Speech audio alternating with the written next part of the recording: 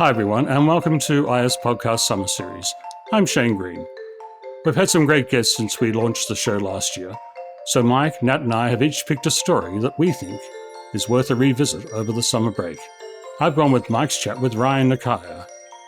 A family-friendly website, The Kids Should See This, has thousands of fun videos that will keep kids' imaginations firing over the school holidays. When I was my son's age, there were only 5 channels on TV and no internet. If there wasn't something on one of them, that was it. You had to go play outside or read a book or stick with something that might not have been your first choice. Today, things are a little different. There is so much out there on the web and various streaming platforms. When my kids come to me and ask me if they can watch something, I often haven't even heard of it, much less watched it. And I don't know if it's been recommended to them by a human or an algorithm. So I was very happy several years ago when I came across a new website, The Kids Should See This. I remember being amazed by an incredible video of octopuses camouflaging themselves in the most startling ways, and I set about exploring the site. Now, there's more there than ever. Each week, The Kids Should See This's creator, Rion Nakaya, posts several new videos to her site that make kids say wow and fire their imaginations. And I'm very happy to have her on the show with us today. Welcome, Rion. Thank you for having me. Why did you start The Kids Should See This? Well, it was about 10 years ago in 2011, and we'd recently moved back to the States from Europe, and so I was taking a break between jobs. I'm a designer and a producer for online projects, and I was enjoying time at home with my 3-year-old and my newborn, and I found myself Googling a lot of my 3-year-old's questions and looking up old videos that I'd enjoyed when I was a kid. Baryshnikov dancing and Jacques Cousteau and Jane Goodall clips and experimental animation like those that Charles and Ray Ames made, or Al Jarno and all those old Sesame Street clips, and performers like Ella Fitzgerald. And Ella was actually the very first video that I posted on TKSST, and the reason was because when I showed this amazing, incredible long recording of her scat singing on stage, I think it was 1969 at the Montreux Jazz Festival. It's just really wonderful. There's a lot of energy on stage. She's in the moment and she's giving it her all, and it's really fabulous. And I showed it to my 3-year-old, and I think it was later in the week, I overheard him sort of scat singing in his bedroom, and it just completely knocked me out. It was wonderful. And I really wanted to promote those kinds of clips that would provide those moments for other kids, for other parents, for educators. And so I started collecting and sharing these videos online. And I threw in BBC clips and NPR films about art projects and stuff that went viral and, all the kinds of things that I was happening upon in 2011 or so. And it kind of took off over time. What is it that the kids should see? That's a good question. I think that in a lot of ways, the things that TKSST features are our favorite topics. It's stuff that surprises us, stuff that we're curious about, science, space, animals, art, a lot of times a mix of all of those things coming together. We've specialized in promoting a lot of STEAM-focused videos, science and math and engineering and art, and how those interrelationships really do mix, and how the people who do them have a passion for what they do.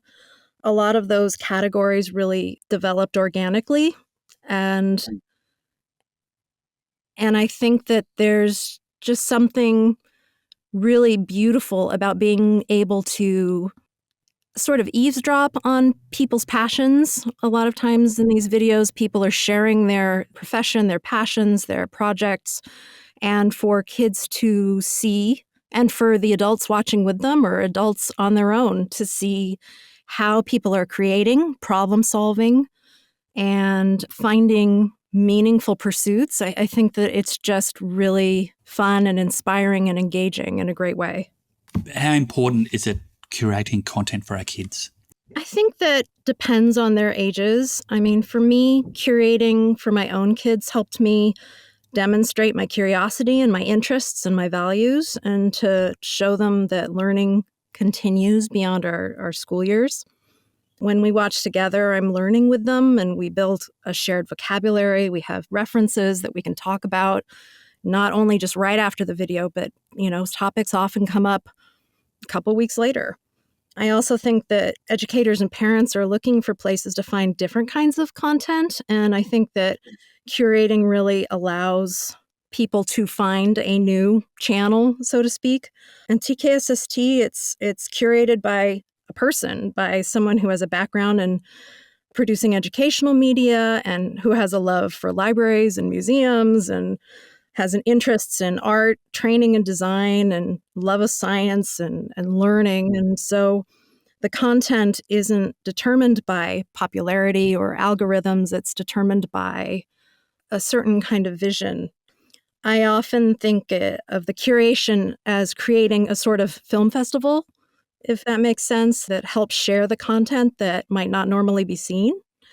And I think that it's also probably the hope of a lot of content curators that TKSST features, that educators and parents are able to build off of these selections with one-on-one conversations and class discussions or hands-on activities or other deeper dives that are offline and go beyond what was initially presented.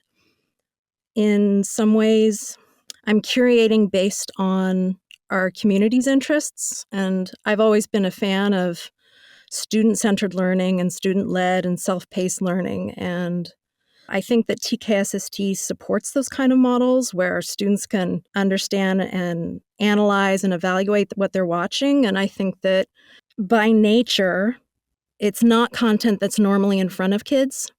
Most of the videos are created for curious adults who love to learn too. And so the videos just happen to be kid appropriate and fun for all ages. And so the vibe and vocabularies, maybe not something that kids would normally be shown. And so I think that the curation kind of helps bring those things all together.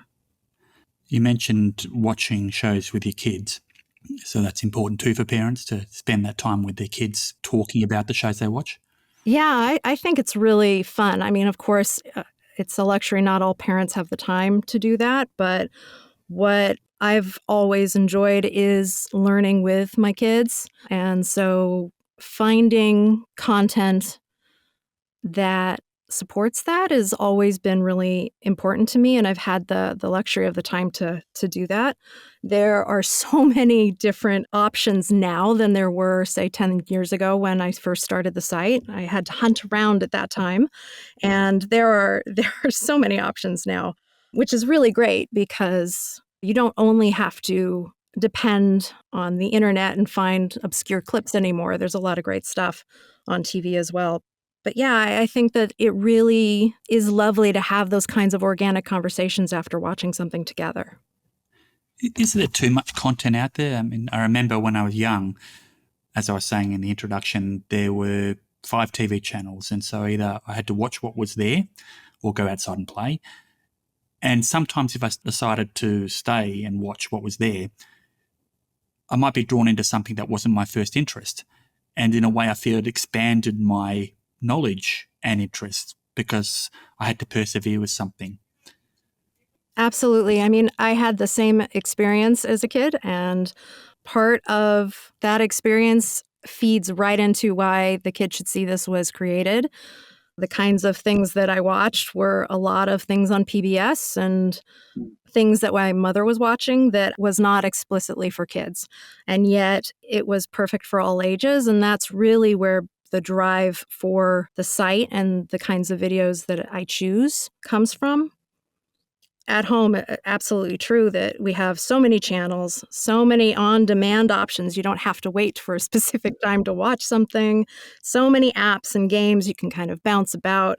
We definitely wrestle with that. I think so many of us do, especially now that, school went online and there's even less opportunity to be in person and be exposed to more serendipitous, off-screen experiences. But I think as that passes and kids connect what they're interested in, hopefully spending more time with that, and they can hopefully find content that matters to them, because it is not always, I mean, at least for the site, it's not really stuff that you would normally see if you're a kid. There's something engaging about that. The tone takes you seriously, and it's maybe a different pace. It draws you in a little differently. And TKSST is a response to kind of the fire hose that is online content and streaming content. In many ways, it's a shortcut, a way for educators and parents to have access to that pre-screened content in an easy way. And in another way, it's, a filter for YouTube and the internet at large. Have you had any feedback about how, say, teachers are using your content in the classroom? Absolutely. Videos in the classrooms are used for brain breaks. They're used for introducing flipped learning tasks. Some teachers use them to introduce a topic and spark curiosity at the beginning of a study unit. They've been used for writing prompts or to kind of kick off experiments. Of course, some of the videos share elaborate setups that you couldn't do in class, and it's a lot easier to show the video than fill up all the balloons with whatever specific gas or chemical that they're using in the video. Kids might pick favorites and present them to their classmates and explain the summarize and why they found it engaging. TKSST is also helpful for discussing news events, a bit like a Newsella article, but with a video and maybe more of an insider perspective, a documentary approach, especially in science and art. So where do you find it all? Do people send you stuff, or are your kids still involved? The kids are involved a little less than they used to be now that they're older. They've got other distractions and things to do that are for their age. But we do watch the site here and there together, and they often actually weigh in on headline phrasing, what's more interesting, or videos that I'm on the fence about. Generally, I have a handful of friends who run popular blogs for grownups who are interested in art and culture. And so I run into things through them. I keep track of popular videos and online conversations. People do send me stuff, and that is great because so often it's exactly the kind of stuff I love to share, or it's something that I already have, and that makes me feel like, oh, they get it. They get the site's vision. I've also been lucky enough to connect with video producers at museums and content creators on YouTube, and so I've had conversations with them and found organizations who research and share information that I believe is important for people to know about. And so I love promoting their work as well. And I still find so many videos just from Googling topics that I'm curious about and that the kids are curious about, or that TKSS team members are curious about. Sometimes they'll ask, do you have a video on this topic? So I'll go hunting around for that. Do you have a favorite video? Oh my goodness. I have a lot of favorites. It's probably hard to narrow down. I have a lot of favorite topics, videos about innovation where people are solving big problems and coming together to do that, or where art and design meet science and technology. I love factory tours and seeing how things are made. There's a great video about Steinway grand pianos being made in Astoria, Queens, or how butter is made by hand in France. I love documentary videos about craftspeople or art installations and how much work and effort goes into those things. And it's stuff that I wish I could see in person, but thank goodness there's a video about it that I can spend some time with. There's one video about an artist, a Japanese artist named Motoi Yamamoto, and he creates these intricate temporary salt installations. And he pours them in these really intricate mazes and lines, and they look like lace when he's done. And then he works with the community at the museum who have come to see it, and they clean it all up, and it's a whole process. It's a very beautiful thing, and I have not seen it in person, but I'm so glad to be so familiar with that, his work. And then, gosh, I could go on. There's Well, my favourites, I love the natural history stuff. So that, like I said, I was attracted by that octopus video. My son, he loves the Rube Goldberg machines. So there's a few of those. He really gets into those. You said you've got a membership, because I understand obviously during the pandemic there would have been a big increase in demand. So the site's still free, but people can support it if they like? Yes, absolutely. It was very surreal, actually, to become a sort of overnight success after 9 years and such a very scary and challenging time that it's been. But it's an incredible thing that the Kids Should See This was right there, ready to be a useful resource for educators. So that was amazing. And especially at a time when online options and connections were so very important, and I believe still are. Here in the States, most everyone's back in school now, but thankfully it is still continuing to be a help. But at that time, when everything went in lockdown in the States, word of mouth started spreading about all the different kinds of resources that were available online, and my traffic tripled overnight. And, I had to make some quick behind the scenes adjustments to make sure everything was staying up and running. And thank goodness that I've always been inspired by public broadcasting in any format. I grew up on PBS. So TKSST is really rooted deeply in the vision and values of public media, and the membership has been an opportunity to kind of work within those lines. And I'm so grateful that TKSST's audience has stepped up and continues to support the site. It's just been wonderful. It's such an amazing thing that there have been so many creators and video producers that have had this work out there online, and that it was able to connect with people and be useful and be engaging and educational at a time that people really needed that virtual connection. So that's, to be just a support of that has been great. Well, thank you for putting the site up, and thank you for joining us on isPodcast. Good luck with the site in the future. Thank you so much.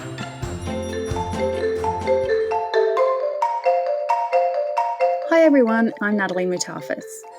I'm recommending Shane Green's discussion with Dr. Judith Locke, the author of The Bonsai Child and The Bonsai Student, about how doing too much of a good thing for your kids can lead to overparenting.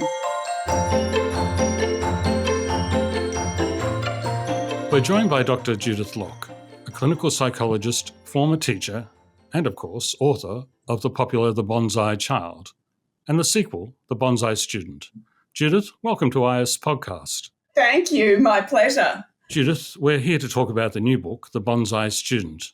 But let's wind back to the first book, The Bonsai Child. It's a very evocative image. Basically, what can happen when there's overparenting.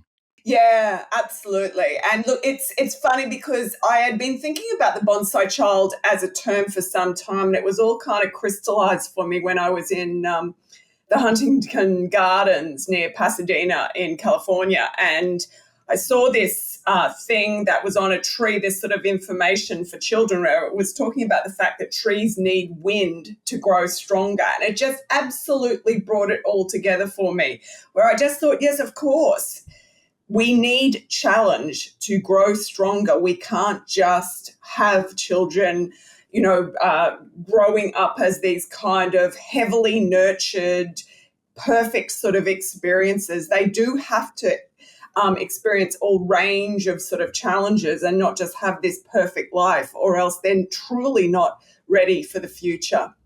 Now, this will sound familiar to many parents. How common is this approach? Look, my research suggested anywhere between 40 or 60% of parents at independent schools. I researched parents in independent schools in Brisbane. Even when I go around and talk to schools around the country, I find that most of them are saying that, it's quite a proportion of the population. And it's probably on a continuum. I don't think you are either a bonsai parent or not. I think possibly in some areas parents might be a little bit overdoing the effort, giving their child too perfect a childhood. But for others, they're more extreme. So it just kind of depends on where you are. You're talking about the extreme there, and I do remember one very telling anecdote from The Bonsai Child that we featured on the parents' website back in 2016. It was about what teachers were noticing when it came time for the school camp with some students in years 5 and 6. Yeah, and teachers noticing that children couldn't dress themselves, didn't sort of know what to do, couldn't even take their plate to the community sort of kitchen and things like that. And so it becomes really problematic that the parent has done so much for the child that they're not ready for what should be an age-appropriate experience. And, it's funny, I even heard another anecdote about school camp recently where some teachers are reporting that children don't want to go on school camp, which, it's very unusual now because most times school camp was much more fun than your home environment. And I suppose with things like TV, endless amounts of TV stations and that sort of thing. School camp, they sort of see it as being not as an entertaining thing in their life. But these teachers were talking about the fact that some parents now offer their children money to go to school camp. So they pay them per night to go to school camp, which is just absolutely crazy. The child should be wanting to go to that and wanting to have the experience of that. So it's funny how often schools see the problems via these school camps where kids aren't really comfortable in separating from their parents or don't know what to do when they're away from their parents. That's quite amazing. Of course, we see cases of separation anxiety, but not to that extreme. Yeah, absolutely. And look, a lot of problems that are being experienced by many schools is that parents still try and stay close to their child. So you'll get parents booking into hotels near the school campsite and things like that and wanting their child to go to camp throughout the day and then come back to the parent at night because the child can't be away from their parent. Now, yes, that might be an anxiety issue, but often, and that should be treated by therapy that enables them to go to the school camp next year. That's not a fait accompli. If they do have a sort of an anxiety, that separation anxiety, that is treatable, definitely, and the parents should be highly involved in that. But the thing that's sort of concerning is that, they might actually find it a much more pleasant experience to be with their parent for the night rather than with their friends because their parent's doing everything for them and sort of giving them all the indulgences and things like that. And really, particularly in about year 5 or year 6, children should want to be with their friends more than their parents. Like that really is developmentally what should be happening. And for a child still to be clinging to the parent does not bode well for them having a full and interesting life. I think it's particularly significant you don't use the term helicopter parenting. Can you explain why the terminology is so important? Well, really, technically, in terms of academic research, helicopter parenting is much more relevant to children at university when hovering around your adult child when they're going to university is developmentally inappropriate. It is developmentally appropriate for you to still be near your child when they're young and, not allowing them to go to a park when they're 6 years old without being present. That would be underparenting. But overparenting is kind of good ideas gone too far. So, for example, it's not allowing them to get on public transport, even though public transport is safe when they're in high school years or still doing their homework for them in high school. That's where it becomes really problematic. So it's good intentions, but gone too far. And like overeating is just doing too much of a good thing and over-exercising is doing too much of a good thing. Over-parenting is doing too much of the good things of parenting, which risks harming the child and developing their essential skills and independence. I think you've also coined a new term, the Sherpa parent. Yeah, Sherpa parenting is a term I've recently come up with, and it was following me seeing a mother pushing her 2 children up a hill, and the 2 children were on scooters. The children weren't pushing the scooters themselves, and the mother also had their 2 school bags on their back and was physically pushing them up. And she really did look like a Sherpa, somebody who's carrying all the difficult equipment, and the person is just in front of them climbing the mountain unencumbered by any sort of responsibility. And I know in the mountaineering community, they talk about, well, if you climb a mountain with a Sherpa, are you really climbing, or are you kind of just day tripping with someone doing all the hard work? And I think when parents carry their child's bag into school, when they're doing all the sort of hard work of it all, even in year 12, if they're taking on all the child's chores that year and not making them do anything difficult just to allow them just to do year 12, that sort of Sherpa parenting doesn't truly prepare them for the future. But look, all of these terms, they're terms, they're sort of evocative images that I hope sort of make a connection with parents. It's still just overdoing it, but it just gives it a bit of richness for people to understand it more easily. Now to the Bonsai student. Firstly, congratulations. It's a tremendous resource. The book was the logical next step. Yeah, thank you. Yes, it was. And look, originally the Bonsai student was actually a chapter in the Bonsai Child, but it was such a huge chapter that I realized that it would be better as a standalone resource. So I pulled that chapter out of the Bonsai Child and then developed, it as a whole book, because there's so many topics such as homework, the morning routine, the afternoon routine, report cards and things like that. So I thought it was much better to sort of make it into its own resource. You've got a great section on Schooling 101. Basically, it's about parents knowing what's happening at school and what's expected of their child. Yeah, absolutely. I really wanted to push in the book that schooling is not just about academic results. It's not, and I think we've gone that way too far with leaderboards and stuff like that, where schools are being compared just on their academic results. I think academics, yes, are important, but other things are much more important, like developing community-mindedness, developing social skills, developing an interest in the world and that sort of thing. So that's much more important than just good marks. And I would argue if a child is just there to get good marks, they're certainly not getting the best out of the school. You mentioned life skills. In fact, you identify 5 essential skills.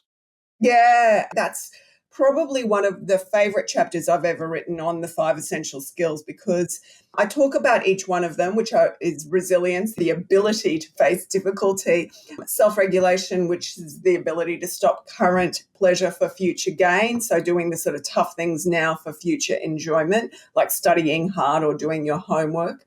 Resourcefulness, which is being able to solve problems as they come up, not relying on other people to do that. Respect, of course, respect for authority figures, but also respect for the rights of others and, playing the games that your friends want to play and things like that. And the last one is responsibility. And responsibility is an extension of respect towards a sort of thing where you are seeing your role in the community to actually be enhancing the community, to not be more about your rights than your responsibilities, and, standing for people on the bus, older people on the bus and things like that. And those 5 skills are essential, but unfortunately some really well-meant parenting practices now may sort of thwart the development of those skills. So I talk about how that happens, what to look out for in your child if they've got these skills, and then what to do if you see them lacking in any of these areas. Judith, I'm sure many parents listening will be thinking, that's me. And they might be despairing when they recognise they've been overparenting. But your message is it's never too late? Oh, look, it's never too late. I've got to say it does get a little bit harder the older that they are. And I would much prefer parents to read this when their children are younger, to sort of make sure that they're sort of slightly altering things now to change the trajectory. But look, I've worked with parents of 20-year-olds. I've worked with parents of children who finish university, and you can turn it around. And there's real strategies in both books about turning things around. And the big key message of both books, and particularly in terms of schoolwork, is very much about stepping back so the child steps up. And the very act of a parent stepping back, not reminding them to do their homework, not waking them up 20 times every morning to go to school and things like that. When you step back from that and allow them to experience the consequence of their choices, that in itself should start to alter behaviour. But of course, it gets much harder if your child is in year 12 and you're only starting that then. So I always, recommend that you start earlier. But look, it's not impossible to change if it's been going on for some time. Judith, thanks so much for your time. So many great insights and ideas. Thanks for joining us on isPodcast.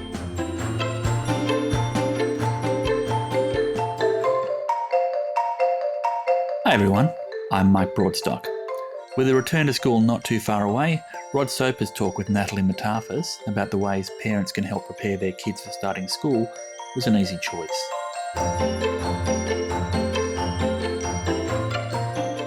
Hi, Rod. Thanks for joining isPodcast. Hi there, how you going? I'm well, thank you. Now, the reason we're talking today is because through Early Childhood Australia and the Australian Primary Principals Association, a revised edition of the book First Year at School, Essential Tips for Parents and Carers has come out, and you're one of the co-authors on this updated version. Now, this topic is very close to my heart because I have a kindy kid who's transitioning to prep next year. So I'm doing all the reading and finding out all the information that I can to help our little guy. So when I came across this book through ISV, I was really interested. So I'm very keen to get some of your tips and tricks, which I'm sure other first-time school parents would be also keen to get.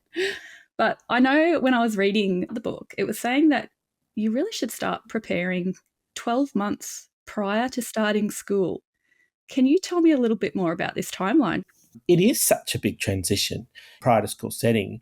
Young children, they might be, in a long daycare, they might be in a family daycare, they might be in a preschool setting. It's not all that often that it's 5 days a week, full days. No, well, I know my son's not full-time, like he's close to it, but he's not. And I know lots of other children at our early years centre are not. So I can just imagine this transition from 2 and above days a week to this kind of 5 days. And they're not as long as some kids are in long daycare.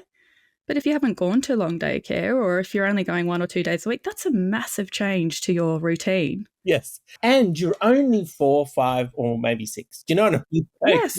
You're super young. And while we know they've got bucket loads of energy, they also don't hold back and go, right, I've got to just hold out for the day, don't peak too early. It's just go, from the minute they're up and running. So there's definitely the confidence piece. And for me, the big thing is around being able to do lots of things on your own, particularly in the year prior to school, going to school, so, where they're 4 or 5, they really need to be doing things independently. You've got to remember that it's often 1 to 25, maybe 1 to 20, could even be 1 to 30, one teacher and all those other children. So you've really got to have your wits about you. You've got to have those capacities to go, oh, I'm a bit stuck, what should I do? Rather than just stopping and then looking around and going, right, okay, the end. Because we know that they actually need those skills. Now, can they have those skills? Absolutely. But they do take a bit of time to develop. And I think they're one of those things that we often see. They move from not being able to get dressed independently to being able to do that. I mean, that's a wonderful example. So if your child's already starting to do that, great. Can they put on a jumper? Can they put on their shoes? They certainly have the capacity to tie their shoelaces. They might choose not to. Yeah, I was going to say, it's like, I know they can do it, but there's being able to do it and wanting to do it. That's right. Yeah. But I think it's that kind of understanding and discussion with your child to be able to really help them to understand how important it is that they can do some of these things, whether it's, buttons and zippers and all those things. And of course we take some of that for granted. We're like, oh, well, but it's all part of being connected at school because they're watching their friends, and I think it's a wonderful way to encourage them to say, when you're at school, your friends are going to be able to do this. You can do it with them and get on and go and play.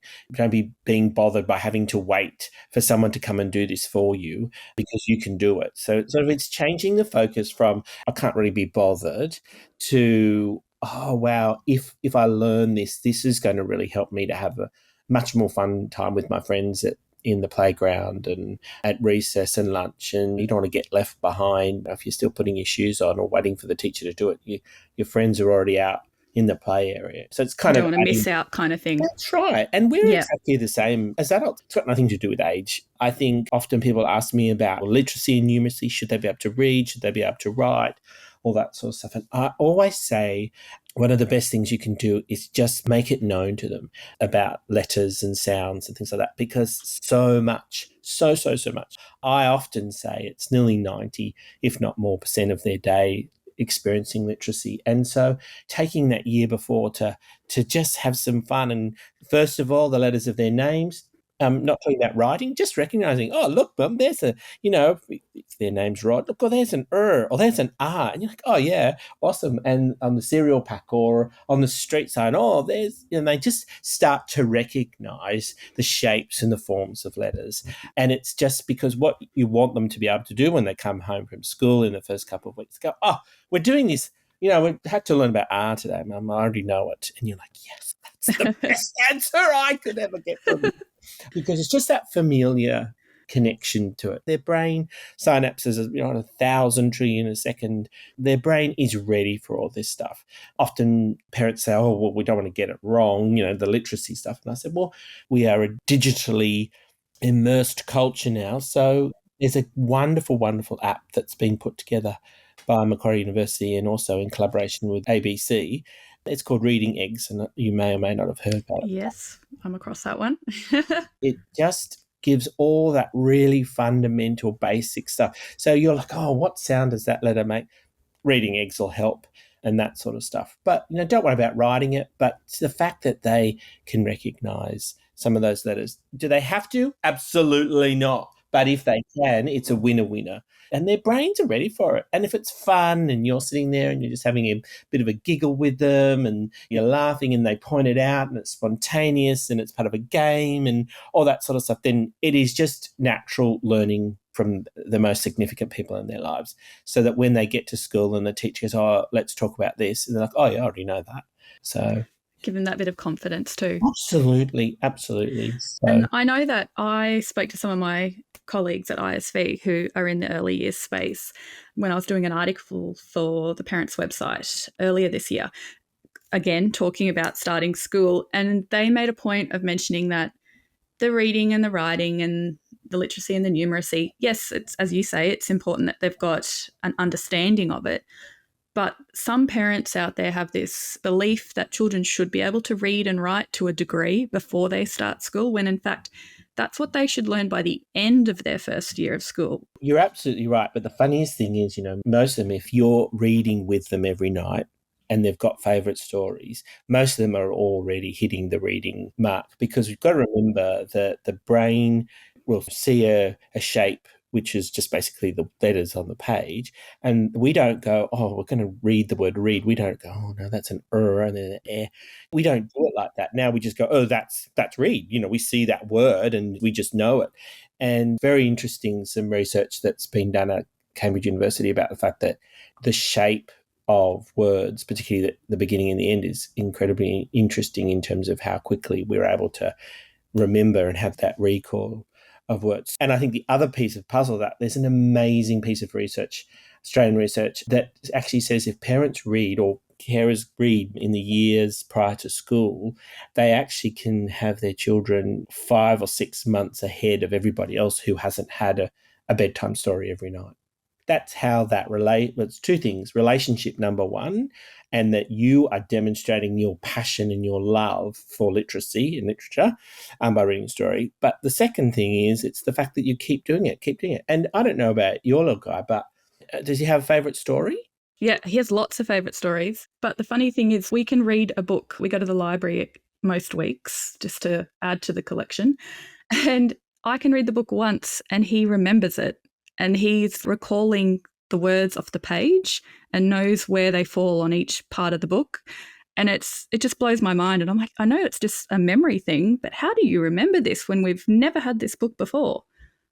Yeah, because he's loving it, because you love it, that relationship piece, it just is.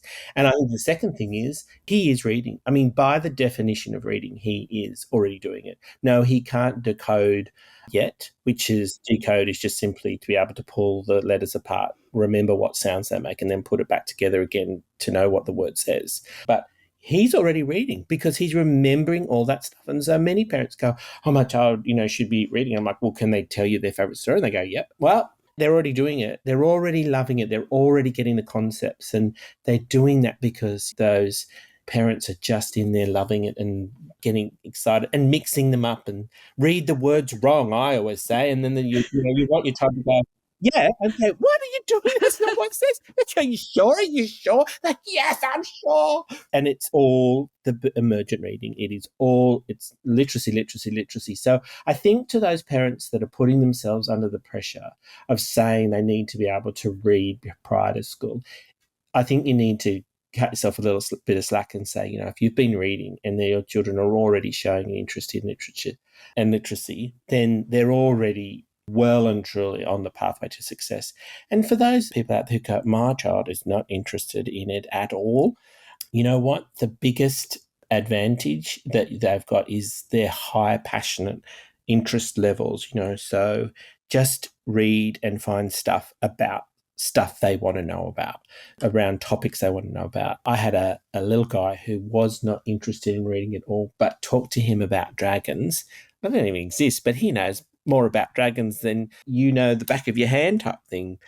But he wasn't interested in a book to read it. But as soon as you say, let's read the book, no, but I want to find out about dragons. Well, the next thing you know, using all that pre-emergent reading, discovery questions, what about this, what's that? Next thing you know, we're saying, that's exactly that's written there. And all of a sudden it just clicked for him and he was like, oh, okay. And now he just loves books. So what else, aside from literacy, would you recommend parents kind of address or consider for that transition? That big piece around being social, and that's an interesting one given COVID that we're dealing with. Being able to make a friend, keep a friend, how to restore friendship when things don't go our way, that's a big one.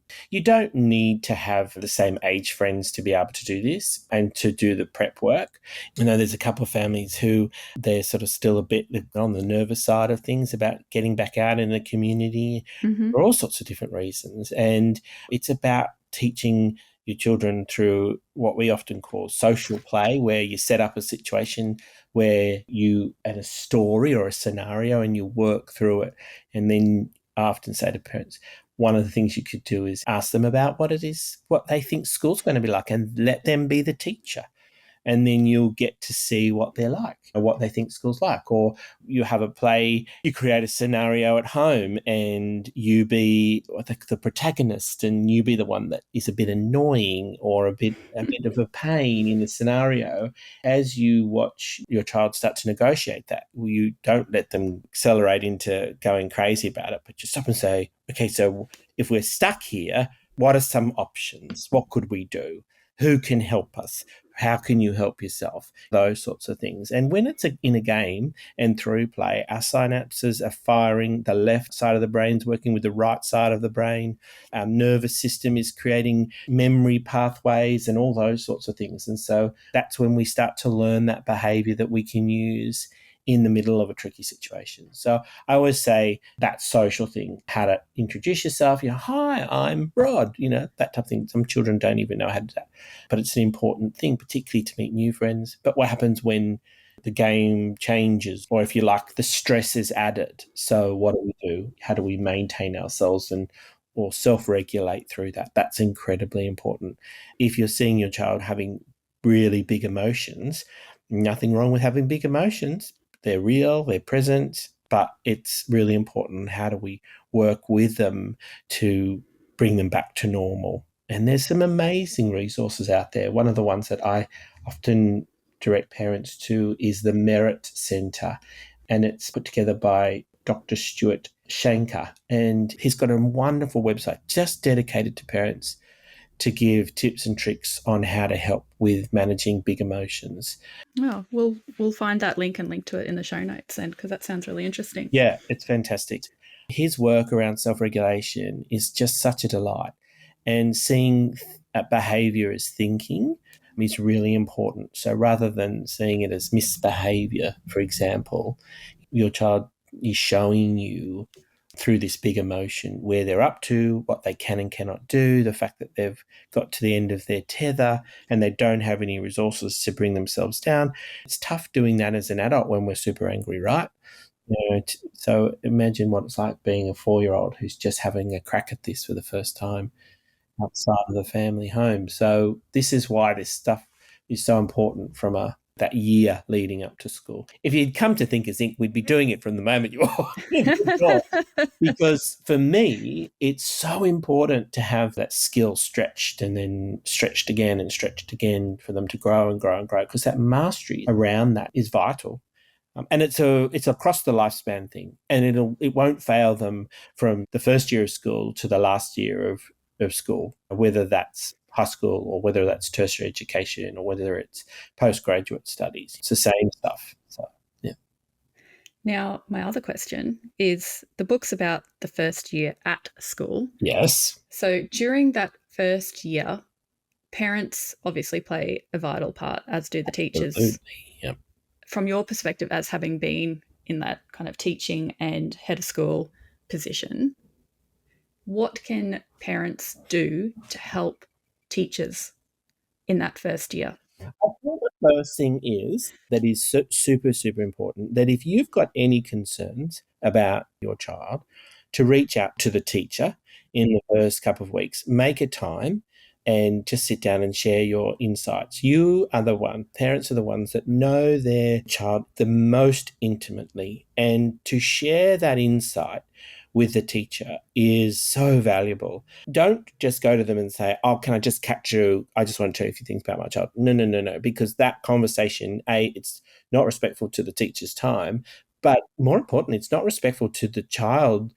We take dedicated time to talk about really, really important things across all aspects of our life. And this is one of those times that is so important. So make that dedicated time, sit down, tell a story, bring some notes, bring a story, tell them about their journey, tell them about the things that are on your heart, and give that teacher the insight to be an equally powerful influencer in your child's life, rather than them having to play a guessing game or catch up. Because remember, your child is one of between 20 and 30 children. So anything that you can do is really helpful.